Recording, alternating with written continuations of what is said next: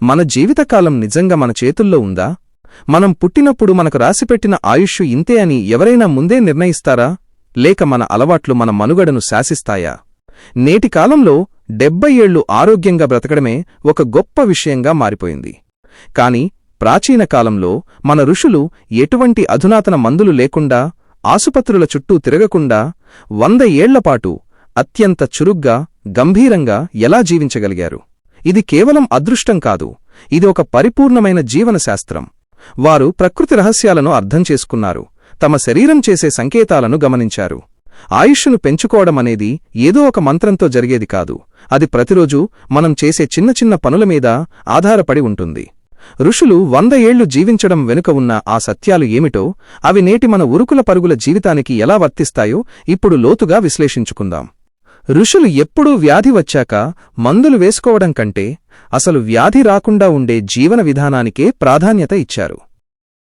వారి ఆరోగ్య రహస్యం వారి దినచర్యలో దాగి ఉంది. వారు సూర్యోదయానికి ముందే నిద్రలేవడం ఒక అలవాటుగా మార్చుకున్నారు.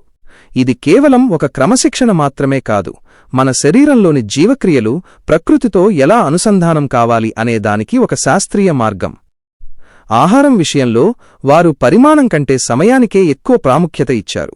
మనం ఎంత తింటున్నాం అన్నది ముఖ్యం కాదు, మన కడుపులో ఉన్న జీర్ణశక్తి ఎంత చురుగ్గా ఉంది అనేదే ముఖ్యం. ప్రకృతిలో సూర్యుడు ఎంత బలంగా ఉంటే మన శరీరంలో ఆహారాన్ని శక్తిగా మార్చే ప్రక్రియ అంత వేగంగా జరుగుతుంది.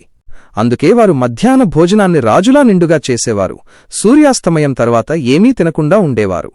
రాత్రిపూట మన అవయవాలకు విశ్రాంతి అవసరమని, ఆ సమయంలో ఆహారం పంపడం అంటే ఆ అవయవాల మీద భారం వేయడమే అని వారు గ్రహించారు.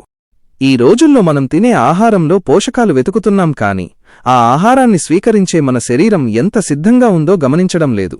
ఋషులు మితాహారం అనే సూత్రాన్ని పాటించేవారు, అంటే ఆకలి కంటే కొంచెం తక్కువగా తినడం.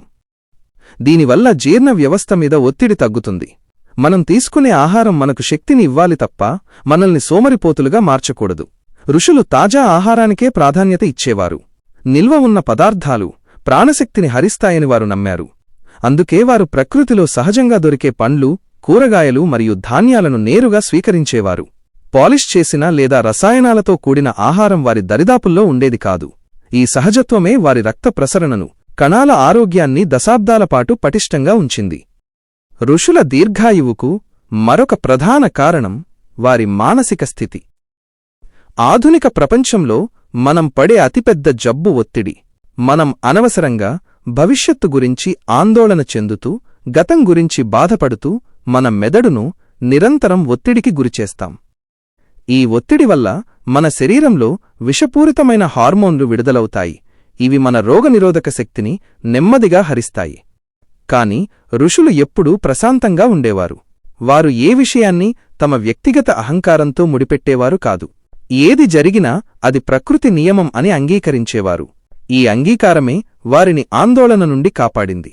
మన మనస్సు ఎంత ప్రశాంతంగా ఉంటే మన గుండె మీద, రక్తనాళాల మీద అంత తక్కువ ఒత్తిడి పడుతుంది. మనిషి భావోద్వేగాలు అదుపులో ఉన్నప్పుడు అతనిలోని ప్రాణశక్తి వృధా కాదు. ప్రతి చిన్న విషయానికి కోపగించుకోవడం లేదా బాధపడటం వల్ల మన శరీరం తన ఆయుష్ను కోల్పోతుంది.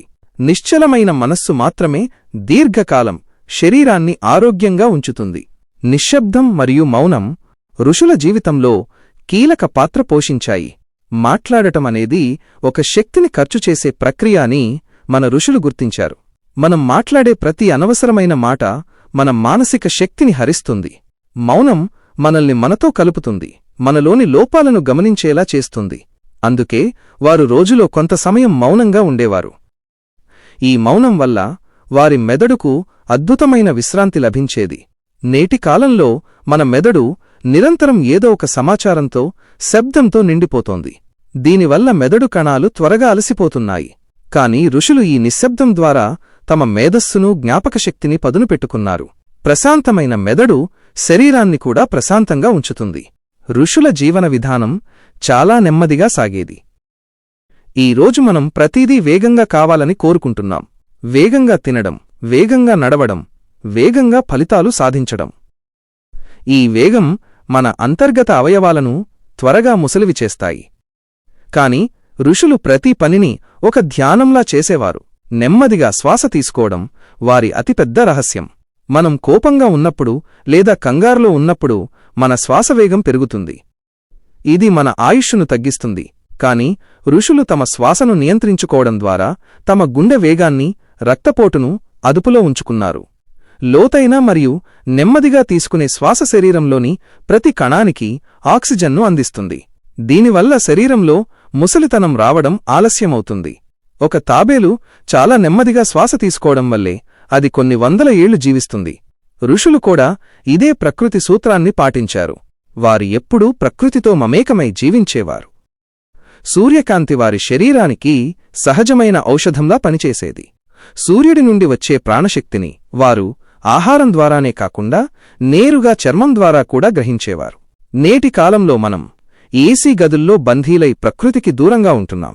దీనివల్ల మన రోగనిరోధక శక్తి తగ్గిపోతోంది. ఋషులు స్వచ్ఛమైన గాలిని పీల్చేవారు, సహజమైన నీటిని తాగేవారు. వారి శరీరానికి మరియు ప్రకృతికి మధ్య ఎటువంటి అడ్డంకులు ఉండేవి కావు. ఈ అనుసంధానమే వారిని అనేక రకాల అంటువ్యాధుల నుండి కాపాడింది. ప్రకృతి ఒక అద్భుతమైన వైద్యుడు. దానికి దగ్గరగా ఉన్నవారు ఎప్పుడూ అనారోగ్యం బారిన పడరు. ఋషుల క్రమశిక్షణ అనేది వారిని బంధించలేదు, అది వారికి స్వేచ్ఛను ఇచ్చింది. రోగాల్లేని స్వేచ్ఛ, భయం లేని స్వేచ్ఛ. వారు తమ కోరికలను నియంత్రించుకున్నారు. అతిగా ఆశపడటం దుఃఖానికి కారణమని వారు ఏనాడో గుర్తించారు. అనవసరమైన వ్యామోహాలు లేకపోవడం వల్ల వారి మెదడులో గందరగోళం ఉండేది కాదు. ఏకాగ్రత అనేది దీర్ఘాయువుకు ఒక ముఖ్యాంశం. మన లక్ష్యం పట్ల స్పష్టత ఉన్నప్పుడు మన శరీరంలోని శక్తులు ఒకే దిశలో ప్రవహిస్తాయి. ఋషులు ఎప్పుడూ తీవ్రమైన వ్యాయామాలు చేసేవారు కాదు, కాని వారు నిరంతరం శారీరక కదలికలో ఉండేవారు.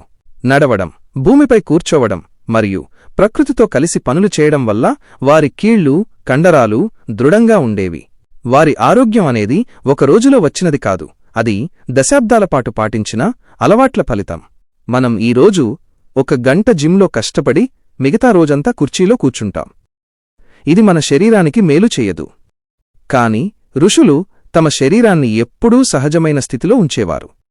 వారు తమ శరీరం చెప్పే మాటలను వినేవారు. ఎప్పుడు విశ్రాంతి తీసుకోవాలో, ఎప్పుడు పనిచెయ్యాలో వారికి తెలుసు. మనం మన శరీరం చేసే సంకేతాలను పట్టించుకోవడం మానేశాం. ఆకలి లేకపోయినా తినడం, నిద్ర వస్తున్నా పనిచేయడం మనకు అలవాటైపోయింది. ఈ అసమతుల్యతే మన ఆయుష్షును హరిస్తోంది. ఋషులు 100 ఏళ్లు జీవించటానికి గల రహస్యం ఒక్కటే, అది ప్రకృతితో కలిసి ప్రయాణించడం. మన మెదడును ఎంత తక్కువగా ఆలోచనలతో నింపితే మన శరీరం అంత చురుగ్గా ఉంటుంది. అతిగా ఆలోచించడం వల్ల మనలోని జీవశక్తి కరిగిపోతుంది. ఋషులు ఎప్పుడూ సంతృప్తితో ఉండేవారు. కృతజ్ఞతాభావం వారి జీవితంలో ఒక భాగం. మనకు ఉన్నదానికంటే లేనిదాని గురించి ఎక్కువగా బాధపడటం నేటి మనిషి లక్షణం. కాని ఋషులు తమకు లభించిన ప్రతి చిన్న విషయానికి ప్రకృతికి కృతజ్ఞతలు చెప్పేవారు. ఈ సానుకూల దృక్పథం వారి శరీరంలోని ప్రతి కణాన్ని ఉత్తేజితం చేసేది. నవ్వు మరియు ఆనందమనేవి దీర్ఘాయువుకు గొప్ప ఔషధాలు. ఋషులు ఆడంబరాలకు దూరంగా సరళమైన జీవితాన్ని గడిపారు. సరళతలో ఉన్న గొప్పతనం ఆడంబరాల్లో ఉండదు. సాదాసీదా జీవనం మన మెదడు మీద ఒత్తిడిని తగ్గిస్తుంది. మన అవసరాలను ఎంత తక్కువగా ఉంచుకుంటే మన ఆయుష్షు అంత పెరుగుతుంది. చివరగా చెప్పాలంటే ఋషుల 100 ఏళ్ల జీవితమనేది ఒక అద్భుతం కాదు, అది ఒక స్పష్టమైన అవగాహనతో కూడిన ప్రయాణం. మనం మన మూలాలను మర్చిపోయాం కాబట్టే రోగాల బారిన పడుతున్నాం. దీర్ఘాయువనేది కేవలం మన జన్యువుల మీద మాత్రమే ఆధారపడదు, అది మన జీవన విధానం మీద ఆధారపడి ఉంటుంది. మన ఆయుష్షు మన చేతుల్లోనే ఉంది. మనం మన అలవాట్లను మార్చుకుంటే, మన ఆలోచనలను క్రమబద్ధం చేసుకుంటే ఋషులలాంటి ఆరోగ్యవంతమైన జీవితం మనకు కూడా సాధ్యమే. ప్రకృతి మనకిచ్చిన ఈ శరీరాన్ని ఎలా కాపాడుకోవాలో తెలుసుకోవడమే నిజమైన జ్ఞానం. మన జీవనశైలిని ప్రకృతికి అనుకూలంగా మార్చుకుందాం. ఆహారం, నిద్ర, అలవాట్లు మరియు ఆలోచనలలో సమతుల్యత పాటిద్దాం. అప్పుడే మన జీవితం పరిపూర్ణమవుతుంది. ఆరోగ్యమంటే కేవలం మందుల మీద ఆధారపడటం కాదు, మన అంతరాత్మతో ప్రశాంతంగా జీవించడం. ఆ ప్రశాంతతే మనకు 100 ఏళ్ల ఆయుష్షును ఇస్తుంది. మన జీవితకాలాన్ని మనం మన మంచి అలవాట్లతో పెంచుకోవచ్చు. ఋషులు మనకందించిన ఈ అమూల్యమైన జీవనశాస్త్రాన్ని ఆచరిద్దాం, ఆరోగ్యంగా జీవిద్దాం. ఆయుష్షును పెంచుకోవటం అనేది ఒక కళ. దాన్ని మనం మన రోజువారీ పనుల ద్వారానే సాధించవచ్చు. ప్రకృతికి దగ్గరగా ఉందాం, ఆరోగ్యమే మహాభాగ్యం అని నిరూపిద్దాం. మన ఆలోచనలే మన ఆరోగ్యానికి పునాదులు. ప్రశాంతమైన మనస్సుతో, క్రమశిక్షణతో కూడిన అలవాట్లతో మనం కూడా నిండు నూరేళ్లు జీవించగలం. ఆ ప్రయాణం ఈ క్షణం నుండే మనలో మొదలవ్వాలి. సంపూర్ణ ఆరోగ్యవంతులుగా 100 ఏళ్లు జీవించడమే మన లక్ష్యం కావాలి.